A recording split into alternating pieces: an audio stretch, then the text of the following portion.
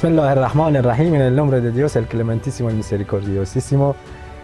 Salam alaikum a todos queridos hermanos y hermanas. Gracias por acompañarnos y un saludo cordial a su programa Pregunta y Respuesta. Estamos en la presencia de nuestro querido Dr. Sheikh. Saludamos a Sheikh. Salam alaikum, muy bienvenido. Por favor, con la ausencia. Salam alaikum wa rahmatullah. Un saludo muy especial a los televidentes que nos están siguiendo en este programa y saludos y querido hermano Ali, inshallah que esperamos este programa sea de utilidad y podamos recibir las preguntas y dar respuestas. Hermanos y hermanas pueden grabarnos con móvil, a través de móvil, su celular, pueden grabarnos sus preguntas y hacer preguntas, y aquí nuestro querido Sheikh va a responder a sus preguntas y a sus dudas. Inicialmente vamos a ver sobre qué tema vamos a hablar, alguna sugerencia de parte de Sheikh, si hay, hasta que nos preparen la pregunta. Bueno, nosotros en las redes sociales tenemos muchos grupos de los hermanos cristianos, musulmanes y de todos. Ayer yo mandé una petición a los hermanos.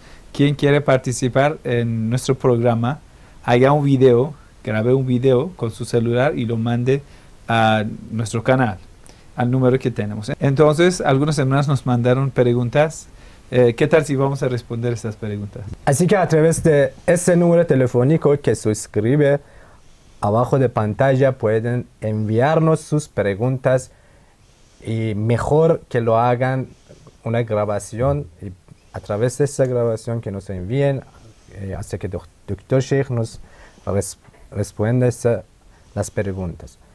Y inicialmente vamos a empezar con Sheikh. Vamos a ver si tiene algún tema, un dicho, no sé, una narración que tiene que ver con, digamos, tiene que ver con nuestro tema. Bueno, antes yo recuerdo una narración muy linda que dice: Husnul Su'al Nisful Ilm. Hacer buena pregunta es la mitad de sabiduría.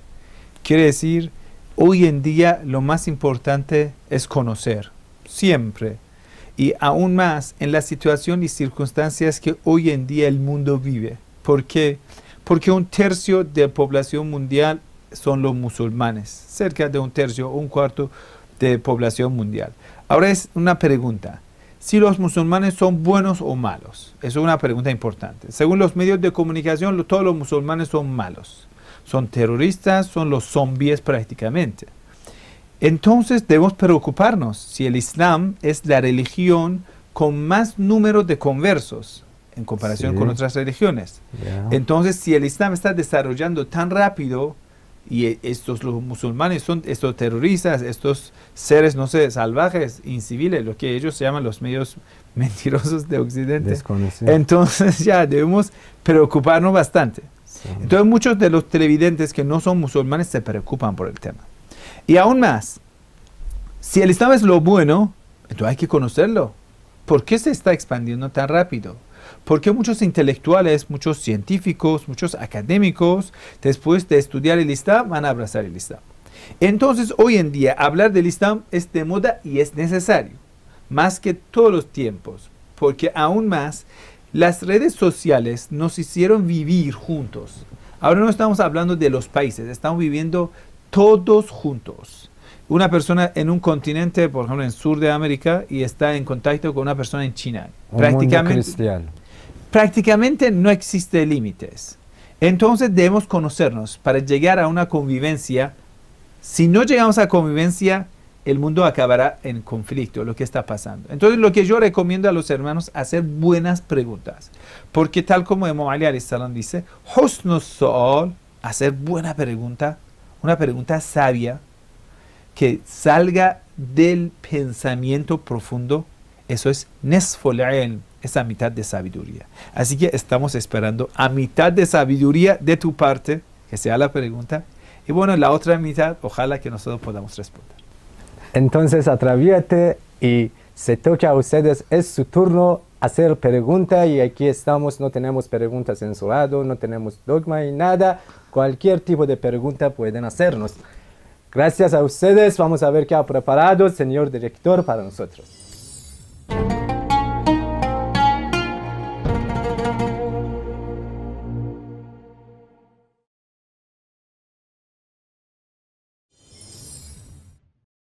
Bismillahirrahmanirrahim.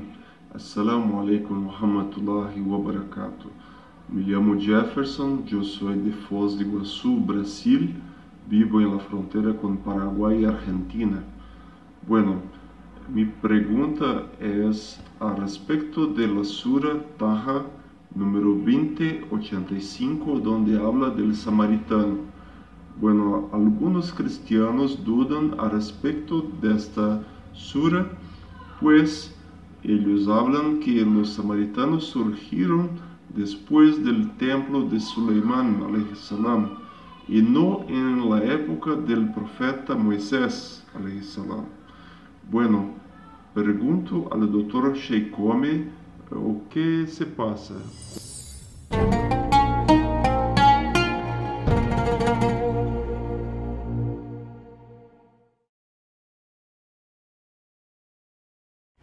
Gracias a nuestro querido hermano Jefferson que nos hizo esa pregunta. Entonces vamos a ver qué es la respuesta del señor Sheikh. ¿Quién eran los samaritanos?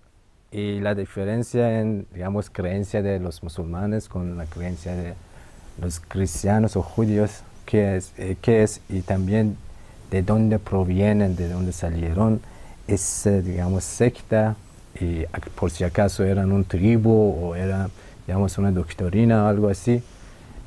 Según digamos, la ley coránica que nos indica en capítulo 20 se llama Taha, en algunas leyes, digamos, 86, que dice después que regresó profeta Moisés, que la pasa con él, de monte de Sinaí, y, digamos, se encontró la comunidad casi idólatra.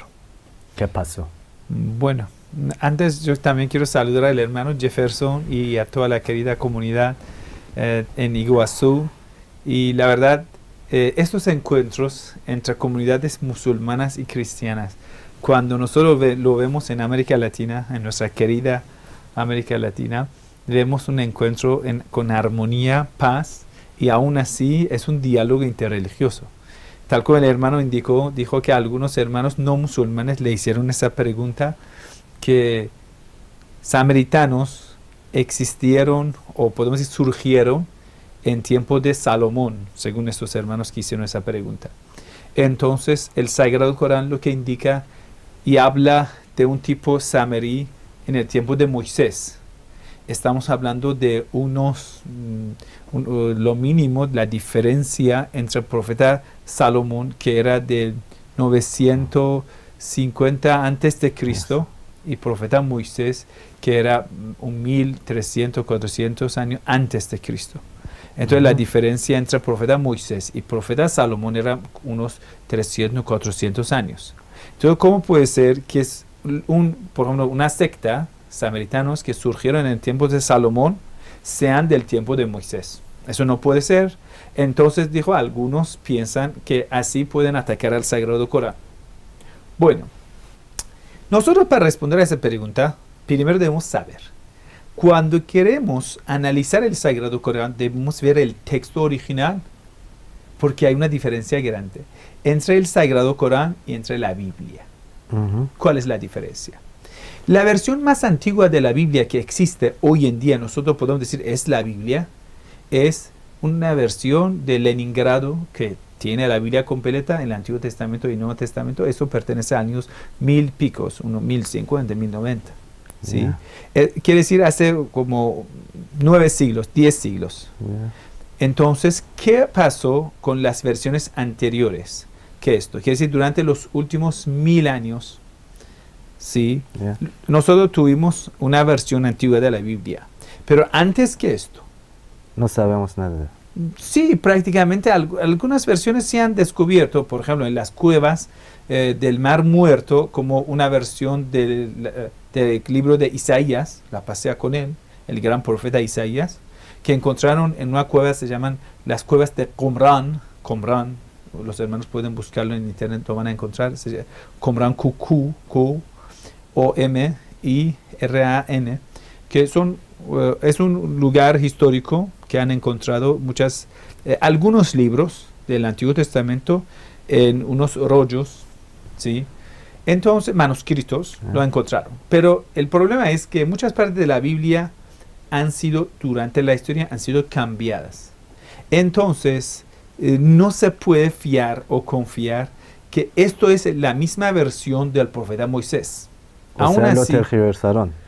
Eso necesariamente debe ser cambiado. Yo no quiero utilizar la palabra tergiversado porque sabemos que muchas partes de la Biblia coinciden con el Sagrado Corán. Entonces yo como musulmán no lo puedo rechazar porque coincide con mi creencia. Pero sí hay algunas partes de la Biblia, necesariamente ha sido partes de la Biblia que ni siquiera los curas lo recitan en la iglesia.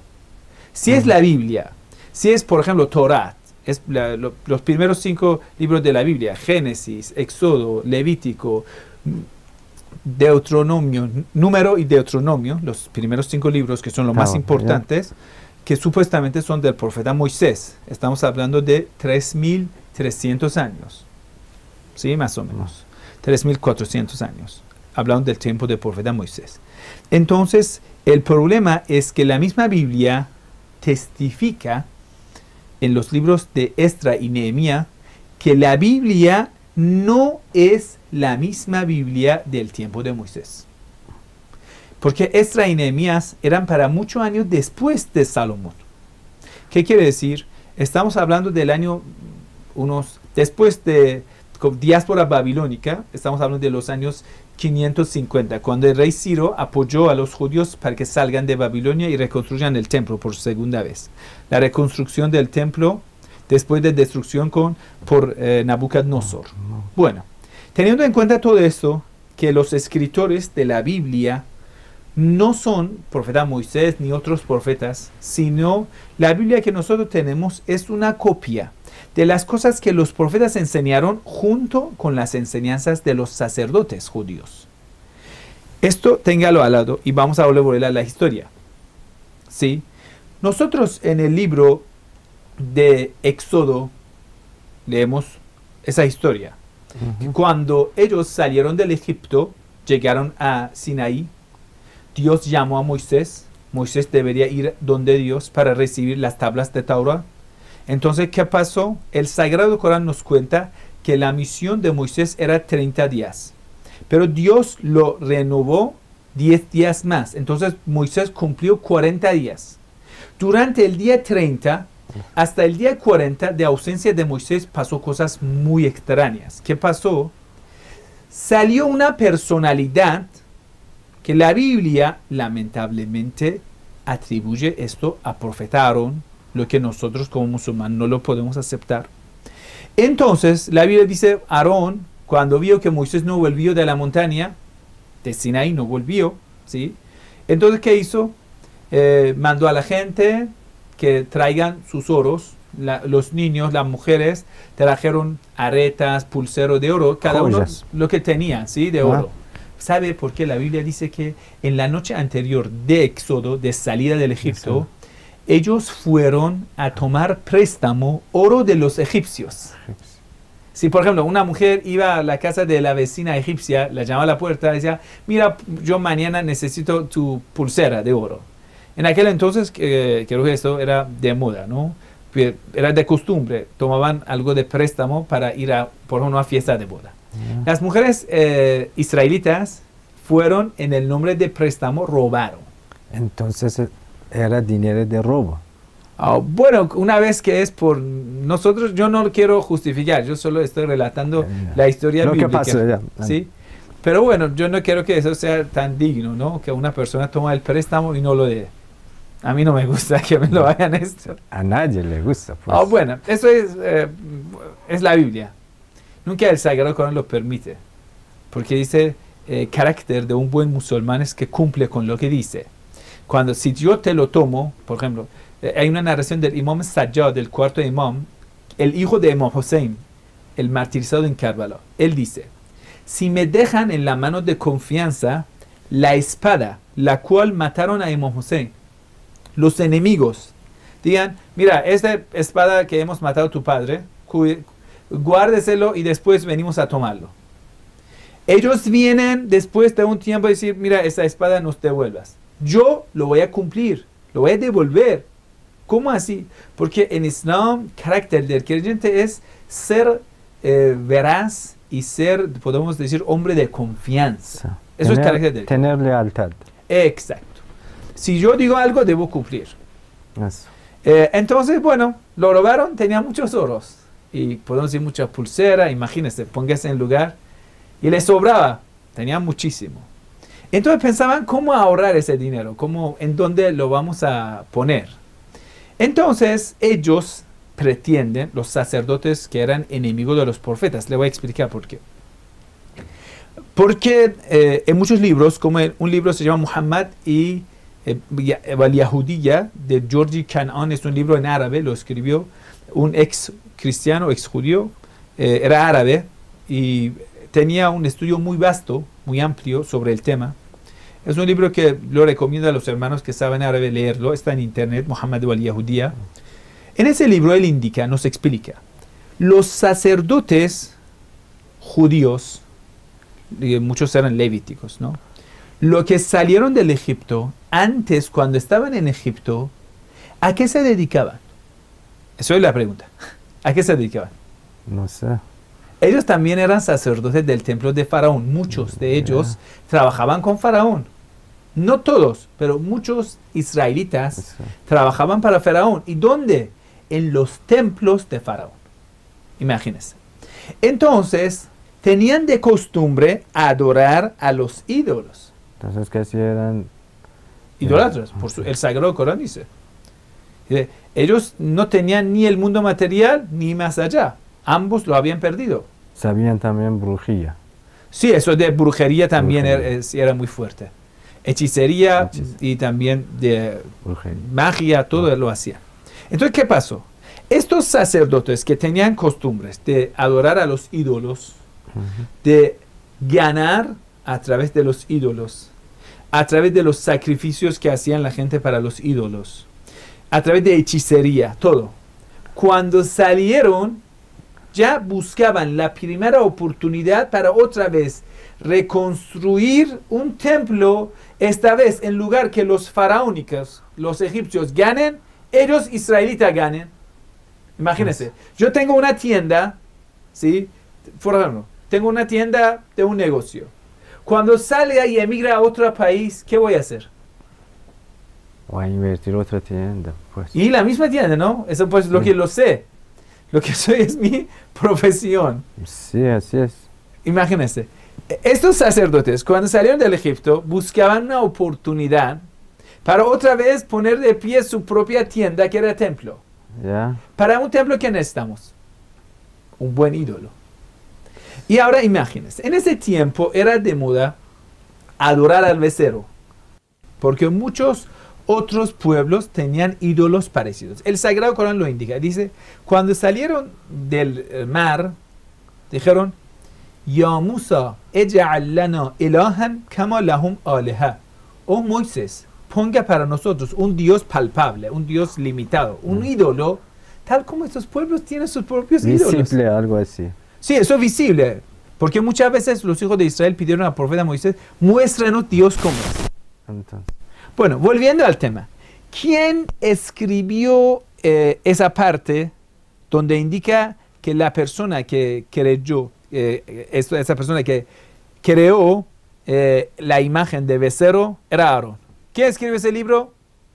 entonces Éxodo. Los sacerdotes. Sacerdotes faraónicos. Sí, no, israelitas más que todo. Entonces, ellos construyeron, que es decir, fabricaron este becerro.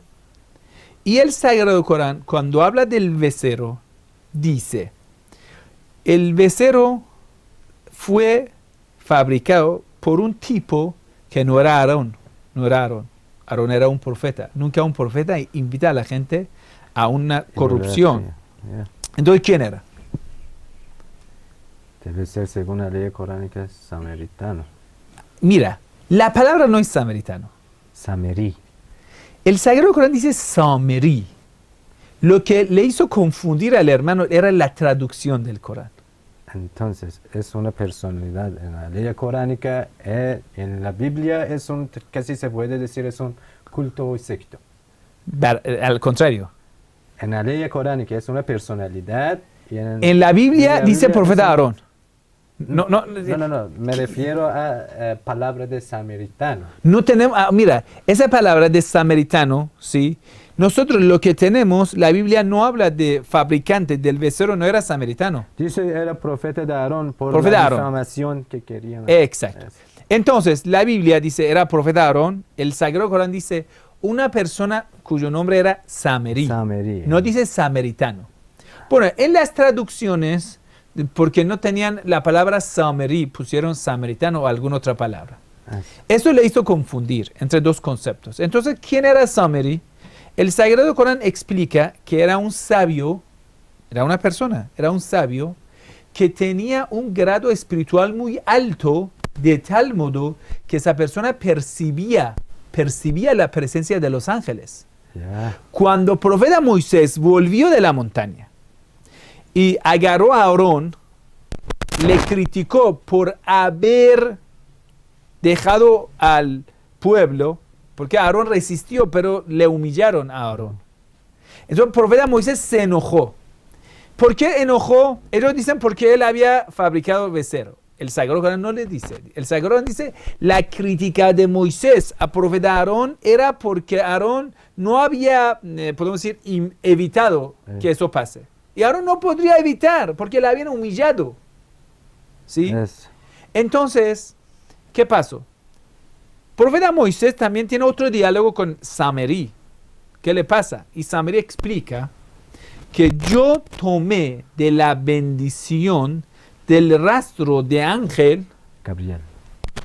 Esto, si las interpretaciones del Sagrado Corán lo indican así, lo eché en, no sé, era olla, lo que era, estaban mezclando los oros.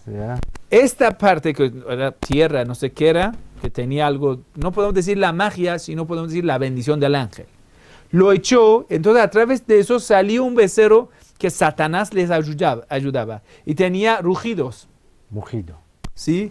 Sí, entonces tenía voces. Cuando le acercaban, hay algunas narraciones islámicas que dicen Satanás soplaba en ese becerro. Entonces, Aarón no era culpable del becerro.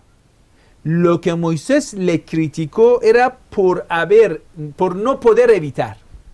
Decía, tú eras mi sucesor, tú eras en lugar mío, tenía liderazgo. Lo interesante en el Islam pasó lo mismo. Después del profeta del Islam, mucha gente abandonaron al sucesor del profeta, que era Imam Ali alayhi salam. Rompieron sus promesas. Sí, rompieron sus pactos. Y entonces dijeron, el profeta no ha elegido nadie en su lugar y vamos a elegir a una persona. Abandonaron a lo que era sucesor del profeta. Entonces Imam Ali alayhi salam siempre recitaba esa ley del Sagrado Corán, lo que era palabra del profeta Aarón, que mi pueblo me ha abandonado y me ha humillado. Bueno, volviendo al tema. Entonces el título Samerí no refiere a la secta samaritano que surgió después de Salomón. No. Habla de una personalidad que era creador del becerro y su nombre era Samerí. Entonces, después en la historia, muchas sectas extraviadas basadas en estas enseñanzas de los sacerdotes del templo surgieron. Entre ellos, muchas sectas en el judaísmo. Aquí hasta hoy en día usted va a ver muchas, podemos decir, muchos rituales que hay en el judaísmo, en no sé, cabalismo, que no tiene nada que ver en las enseñanzas proféticas. Por ejemplo, eso de la magia, de hechicería, que está lleno en Hollywood. ¿De dónde viene? ¿Sí? Porque es prohibido la magia, la hechicería. En Levítico dice, la sentencia de bruja es la muerte. Imagínense. Entonces es prohibido, fuertemente es prohibido y tiene un castigo muy severo. Conclusión. Lo que es, según ellos, la contradicción o el error no está en el Sagrado Corán. Es por la traducción. Es por la traducción y hay una confusión. primero, por la Biblia, que ellos piensan que el creador del becerro era el profeta Aarón, y entonces viene a montar toda esa historia. El Sagrado Corán nos indica, el creador era un tipo, se llamaba Samiri, no era profeta Aarón, y en segundo lugar, los samaritanos, todo eso no está en el Sagrado Corán. Después en la historia surgieron muchas sectas que no, ya el Sagrado Corán no habla de ellos. Muchas gracias por la respuesta. Vamos a hacer una corta pausa y regresamos enseguida.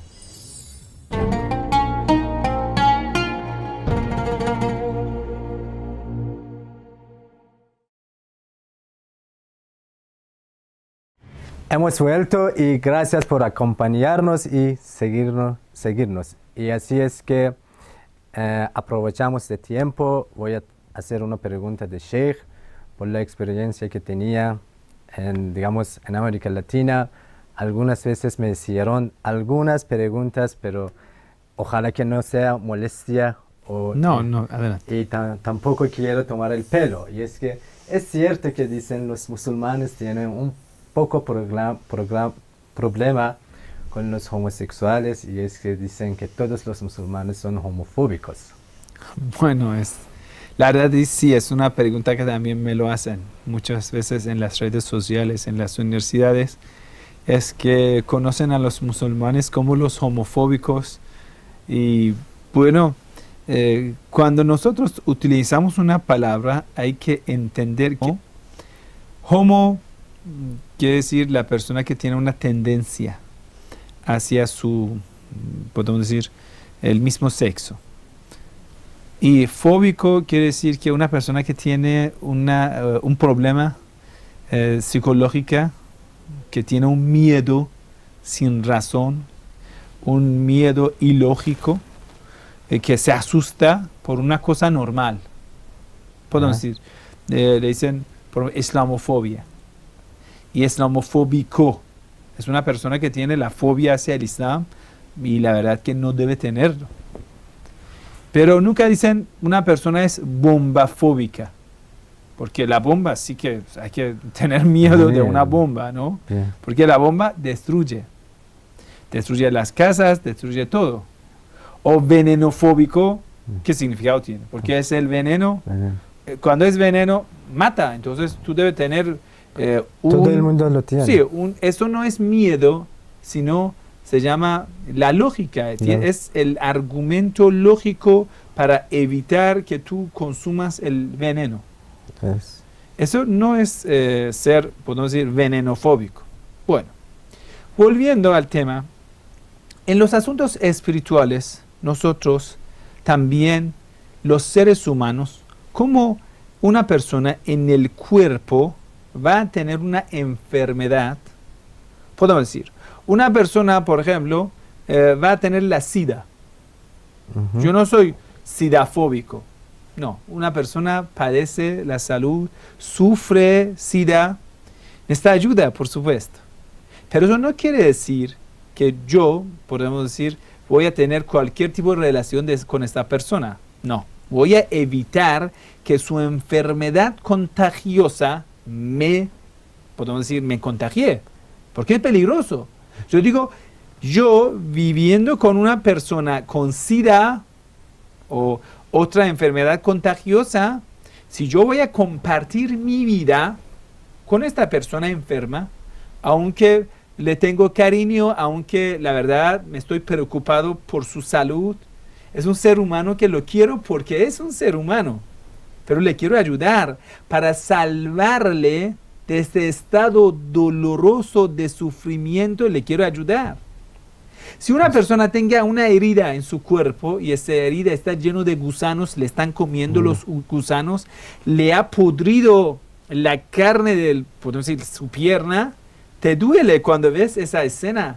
Es una escena, sí, pero esa escena es una escena abominable.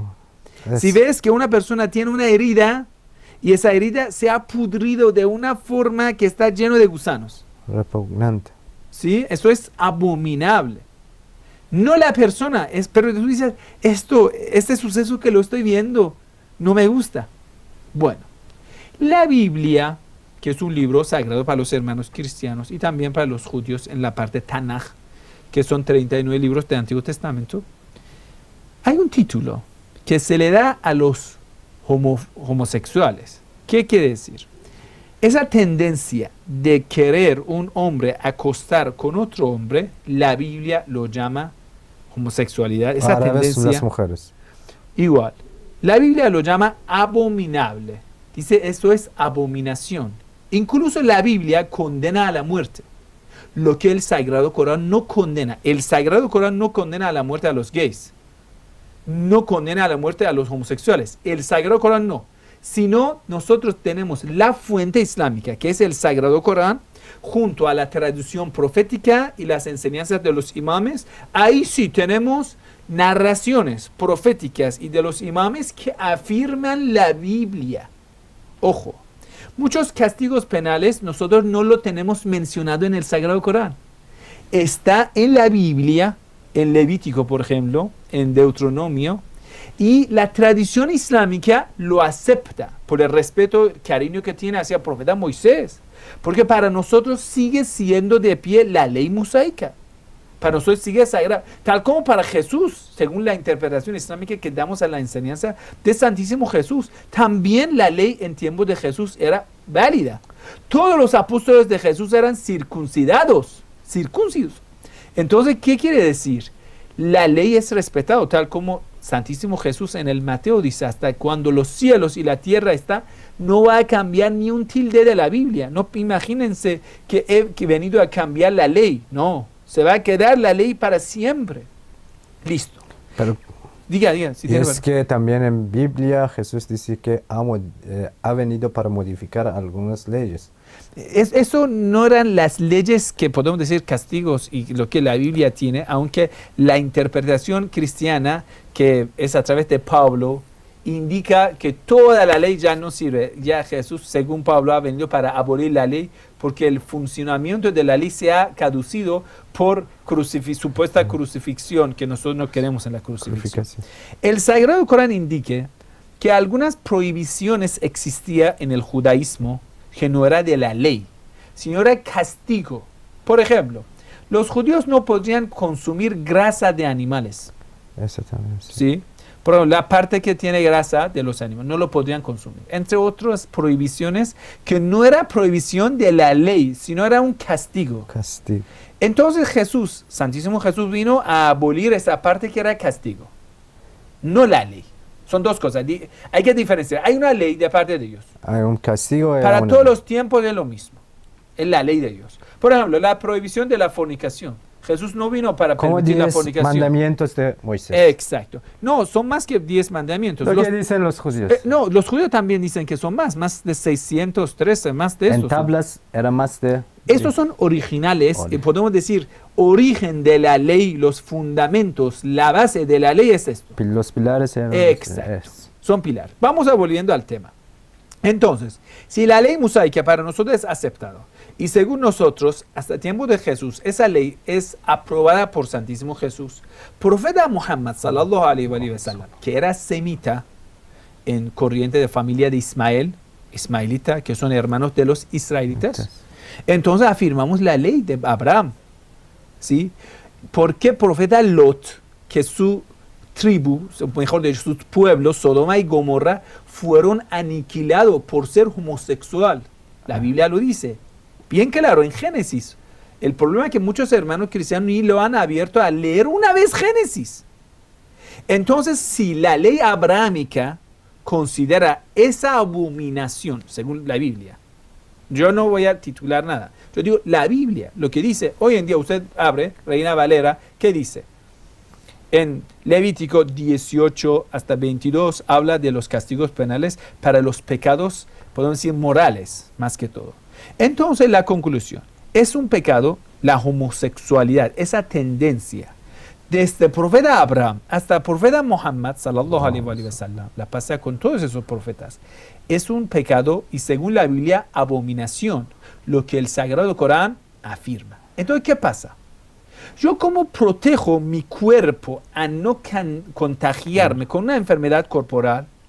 Si veo una persona que sufre un problema que tiene una tendencia hacia un pecado. Eso no es menos peligroso que una enfermedad contagiosa corporal. También eso es contagioso. Tal como yo debo proteger mi cuerpo y no voy a comer cualquier comida, tal como voy a cuidar mi relación, no voy a estar con todo el mundo corporalmente, entonces espiritualmente hay que cuidarse. Eso no hay que titularlo homofóbico, sino es una forma de ayudar al mundo hacia mejorarse. Ayudar a la sociedad. Y si tú, por ejemplo, dice tu hermano es gay, Dios no quiera, pero por ejemplo, uno es gay. Le consideramos un enfermo, puede ser psicológico, también corporal, y le prestamos ayuda para que salga en estado pecaminoso. En primer paso no los matan entonces. Nunca, ¿cómo así? Mira, hay que diferenciar. No es así. Hay que diferenciar. La Biblia dice, si es homofóbico, es homosexual, le matan. Punto. No, el Islam no lo dice. En el Islam tenemos dos tipos de pecados. Pecados privados, pecados que una persona se va a convertir fuente de pecado. Son dos cosas. Una persona en su... publica. Más que publicar. Una persona en su privacidad hace lo que quiera. Con honor dice eso y eso.